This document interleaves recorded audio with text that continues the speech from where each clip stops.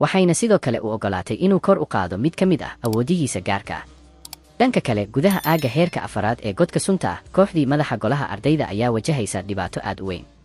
inkasta oo ay u dagaalamayeen si adag, wuxushkii madaxda ahaa ee aaggaas ayaa noqday mid aad ugu adag ardaydan aan khibradda badan lahayn.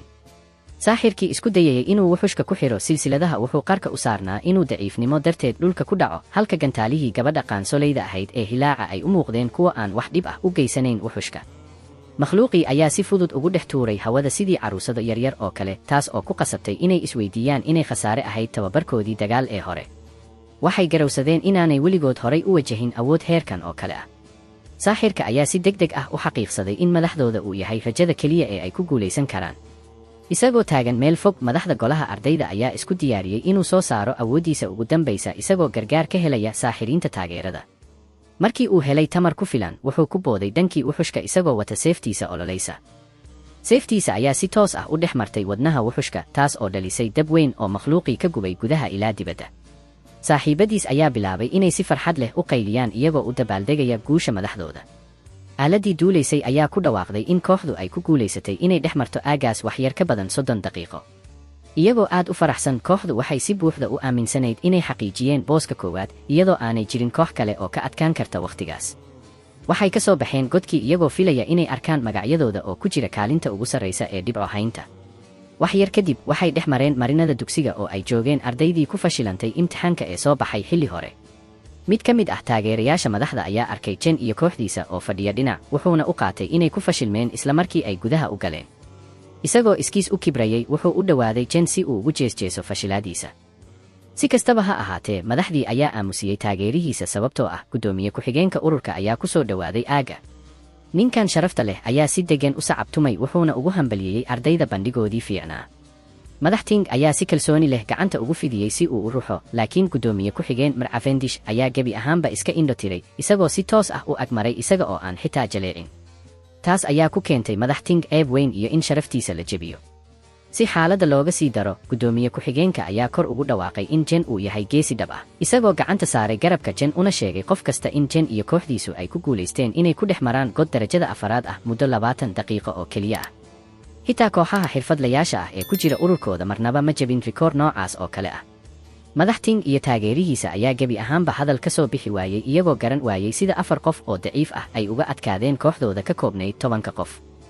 Jen ayaan xitaa indhaha jebin, iyadoo ammaan kasta oo uu ka helayo ninka ugu awoodda badan dalka aanay wax weyn u kordhinayn.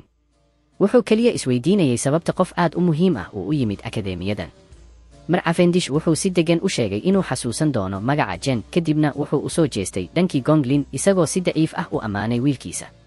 taas ayaa reebtay dareen qadhaadh oo ay dareemeen aabbaha iyo wiilkaba.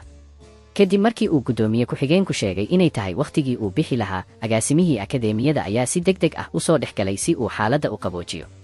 wuxuu ku dhawaaqay natiijada rasmiga ah ee u dambaysay, isagoo sheegay in labada kooxood ee ugu sarreeya ay ku dhammaadeen barbaro. sidaas darteed, dhammaantood waxay heli doonaan casuumad rasmi ah oo ay ku biirayaan ururka boqortooyada. tani waxay u ahayd farxad weyn saaxiibada Jen, laakiin Ting qudhiisu aad buu uga fogaa inuu ku qanco natiijadan. agaasimaha ayaa ku daray in hogaamiyaasha kooxaha ay heli doonaan doorar maamul oo ku dhex jira ururka, halka abaalmarinta lacageed ee dhan $1 milyan si siman loogu qaybin doono labada kooxood. Jen ayaa si hoose uga welwelay in $5 milyan aanay ku filnayn inuu iska bixiyo deynta lagu leeyahay, isagoo garowsaday inuu u baahan yahay inuu raadiyo hab kale oo uu ku helo lacagta haray. si kastaba ha ahaatee, welwelkaas ayaa meesha ka baxay markii Ting uu si furan u diiday barbaraha, isagoo si adag u sheegay in dagaal fool ka fool ah oo dhex mara labada hogaamiye uu go'aamin doono guulaystaha rasmiga ah. agaasimaha ayaa isku dayay inuu ka dhaadhiciyo adeerkiis Ting inuu aqbalo barbaraha si uu uga fogaado ceeb kale. agaasimaha wuxuu u qaatay in Jen uu diidi doono dagaalka, laakiin Jen ayaa isla markiiba aqbalay tartanka iyadoo uu ku xiray shuruud ah in qofka guulaysta uu wada qaadan doono dhammaan lacagta abaalmarinta ah ee $1 milyan. tani waxay xiiso gelisay guddoomiye ku-xigeenkii oo go'aansaday inuu baajiyo bixitaankiisii si uu u daawado dagaalka. wixii intaas ka dambeeyey, Jen wuxuu u tilaabsaday dhanka hore si uu u wajaho Ting. maalmo kadib, ninkii madaxda ururka ganacsiga ahaa ayaa u sheegay Jen inuu filayay inuu galo kaalinta koowaad, laakiin helitaanka dhibco kaamil ah ay ahayd wax ka baxsan filashadiisa. isagoo u arka in taageeradiisa dhaqaale ay ahayd go'aan caqli gal ah, wuxuu u soo bandhigay Jen inuu ka cafiyo deyntii dhan $1.2 milyan. Jen oo aan doonayn wax hadiyad ah ayaa si adag u sheegay in deyntu ay tahay deyn, waana in si buuxda loo bixiyo. kadib wuxuu sheegay inuu u yimid inuu ka wada hadlo laba arrimood oo muhiim ah, kuwaas oo kale ah in dib loo dhigo wakhtiga bixinta deynta muddo 1 toddobaad ah. maadaama imtixaankii qalinjabinta uu ku dhammaaday barbaro, lacagtii abaalmarinta ee uu helay waxay ka dhimayd $500,000. wuxuu shaaca ka qaaday qorshihiisa uu ku heli lahaa lacagta dhiman, kaas oo ah inuu dagaal fool ka fool ah oo kala bixis ah la galo horyaalka kale ee Gongting. dagaalkaas wuxuu toddobaadka soo socda ka dhigi doonaa god duurjoog ah oo shaydaan oo ku yaalla meel ka baxsan dugsiga. maamulaha ururka ganacsiga ayaa aad uga naxay go'aankan khatarta ah, isagoo isweydiinaya sababta laba arday ay u geli lahaayeen god duurjoog ah oo wuxush ah. wuxuu uga digay Jen intaasi ay tahay mid aad u halis badan iyadoo aan la haysan tababar xirfadeed oo buuxa. Jen oo aan wax cabsi ah ka muuqan ayaa u sheegay inuusan walwalin, wuxuuna ballan qaaday inuu ku guulaysan doono $500,000 ka dhiman. si uu ugu beddelo dib u dhigista wakhtiga, Jen wuxuu ballan qaaday inuu isaga siin doono dhammaan agabyada iyo hantida wuxushii uu ka soo ururiyo godkaas, isagoo u tixgelinaya dulsaar ahaan. isagoo arkaya cabsida la'aanta Jen iyo sida uu diiradda u saarayo iska bixinta deynta, maamulaha ayaa dhidid ka soo baxay isagoo rumaysan la. wuxuu naftiisa u qirtay in wiilkan dhallinyarada ah uu yahay mid runtii cajiib ah. Jen ayaa si deggan u raaciyey inuu jiro sabab labaad oo ka muhiimsan oo uu u yimid. isagoo weji dhab ah muujinaya, wuxuu si toos ah u sheegay warkiisii ugu dambeeyey. wixii uu shaaca ka qaaday waxay ku reebeen maamulaha naxdin gebi ahaanba ka yaabisay, iyadoo afkiisuna uu furmay rumaysan la'aan daradeed. isagoo aan hadal u soo bixi karin, wuxuu u istaagay si uu u eego Jen isagoo ku jira aamusnaan buuxda. gelinkii dambe ee maalintaas, gudaha dugsiga dhexe ee magaalada, walaasha ka yar Jen oo la yidhaahdo Siyun ayaa u dabaaldegaysay dhammaadka imtixaanadeedii ugu dambeeyey xilli ay saaxiibadeed ka cabanayeen adkaanta imtixaanka. markii ay hubisay taleefankeeda, waxay si farxad leh u xaqiiqsatay bilowgii fasaxeedii xagaaga. waxay si kedis ah u xasuusatay in maantana ay tahay maalin weyn oo u gaar ah walaalkeed, taas oo ahayd maalintii imtixaankiisa rasmiga ee qalin jabinta. waxay eegtay shaashada taleefankeeda oo ay ku jirtay sawir farxad leh oo ay isla galeen iyada iyo walaalkeed Jen. 4 sano ka hor, Jen oo aad u faraxsan ayaa qolka ku soo yaacay isagoo wata waraaqdii aqbalaadda ee jaamacadda qaranka ee dadka awoodaha gaarka ah leh. wuxuu aad ugu faraxsanaa inuu leeyahay karti uu ku kicin karo awoodaha dabeecadda. Siyun oo markaas aad u yarayd ayaa si farxad leh u weydiisay haddii uu noqon doono qof awood gaar ah leh sida waalidkood oo kale. isagoo rajo weyn ka qaba, Jen wuxuu ballan qaaday inuu ku biiri doono ururka ugu sarreeya, lacag badan ka samayn doono, walaashiisna uu u horseedi doono nolol ka fiican. wuxuu sidoo kale aaminsanaa in helitaanka awooddu ay u sahlaysa inuu ogaado runta ka dambaysa lumitaanka waalidkood. Siyun waxay ku dhiirangelisay walaalkeed, iyadoo ku kalsoonayd inuu noqon doono qof aad u xooggan oo awood gaar ah leh. xasuus dhow oo dambe, Jen oo murugaysan ayaa fadhiyey miiskiisa waxbarashada. wuxuu ka walwalsanaa inuu mar horeba gaaray sanadkii ugu dambeeyey ee dugsiga isagoo weli aan kicin awooddiisa gaarka ah. xilli Siyun ay daawanaysay oo ay dareentay walwalkiisa, wuxuu si degdeg ah isku dayay inuu qariyo murugadiisa. isagoo isku qasbaya inuu dhoola caddeeyo, wuxuu u sheegay in wax walba ay fiican yihiin, uuna keliya u baahan yahay inuu si adag u shaqeeyo. Siyun waxay dib u xasuusatay safarkii walaalkeed. inkasta oo uu u shaqaynayay si ka adag qof kasta oo kale, wuxuu ahaa ardayga ka midka ah ee ku fashilay inuu kiciyo awooddiisa. waxay garowsatay sida uu u dareemay kalonimo markii uu daawanayay asxaabtiisa oo guulaysanaysa, isagoo dhanka kalena qarinaya xanuunkiisa si uu iyada u badbaadiyo. saaxiibkeed Jong ayaa u soo orday, wuxuuna u soo diray salaan. Jong wuxuu weydiiyey haddii ay maqashay warkii ugu dambeeyey. wuxuu u sheegay in jaamacadda qaranka ee dadka awoodaha gaarka ah leh ay sanadkan soo saartay 2 arday oo hibo cajiib ah leh.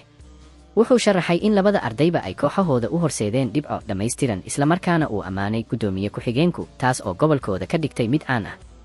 Jong ayaa markaas xasuustay in walaalkii Siyun uu aado jaamacadaas, wuxuuna weydiiyey xaaladdiisa. Siyun ayaa yara labalabaysay, iyadoo dareentay murugo ku saabsan su'aashaas. ka hor inta aysan u jawaabin, arday timo casaan ah leh ayaa soo dhex galay iyaga isagoo u soo diray salaan kaftan iyo haasaafe ku jiro. wiilkan oo ah kan ugu caansan dugsiga ee la yidhaahdo Jin ayaa si iskood ah ugu sheegay Siyun inuu ballansaday qol gaar ah, wuxuuna weydiiyey haddii ay firaaqo u leedahay inay caawa ku biirto. Jong ayaa aad u naxay, isagoo weydiiyey tan iyo goorta ay Siyun baratay wiilka ugu caansan dugsiga. Siyun ayaa keliya u muuqatay mid aad u xanaaqsan. iyadoo aan hal eray u sheegin, Siyun waxay u soo jeesatay dhankii kale, waxayna u carartay marinada dugsiga si ka dhaqso badan kasta. Jong oo wareersan ayaa isweydiinayay sababta saaxiibteed u cararayo xilli Jin uu daawanayay iyada oo baxaysa. iyadoo u ordaysa dhanka guriga, Siyun waxay nafteeda ku sawirtay walaalkeed oo u ooyaya fashilaad darteed xilli asxaabtiisa ay dabaaldegayaan.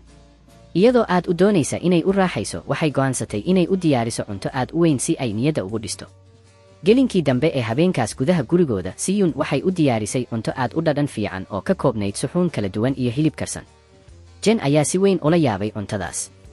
isagoo weydiiyey walaashii sida ay ku diyaarisay cunto intan leeg muddo aad u gaaban gudaheed. xilli Jen uu si farxad leh u cunayay cuntada, Siyun ayaa si deggan u daawanaysay iyadoo ay ka muuqato walwal weyn. telefishinka dhexdiisa warku wuxuu tabinayay warbixin ku saabsan imtixaanka qalin jabinta ee jaamacadda qaranka.